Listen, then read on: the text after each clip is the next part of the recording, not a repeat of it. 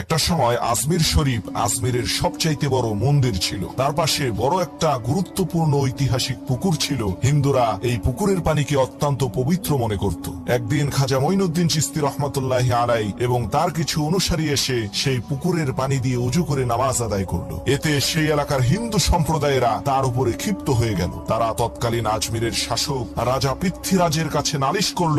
রাজামশাই খাজা মঈনুদ্দিন চিশতি রহমাতুল্লাহি আলাইহিকে সতর্ক করে দিলেন তিনি জীবনেও আর কোনোদিন যাতে ওযু করে এই পুকুরের পানিকে অপবিত্র না করেন। খাজা মঈনুদ্দিন চিশতি বললেন, আমরা মুসাফির মানুষ, আমরা এখান থেকে চলে যাব, তবে শেষবারের মতো এই 1 লোটা পানি আমাদেরকে দিন, যাতে জরুরি প্রয়োজনে আমাদের কাজে আসে। অতঃপর তিনি পুকুর থেকে 1 লোটা পানি তুললেন। সাথে সাথে পুকুরের সমস্ত পানি শুকিয়ে গেল। এই অলৌকিক দৃশ্য দেখে হিন্দুস্থানের 90 লক্ষ হিন্দু কালেমা পড়ে মুসলমান হলো।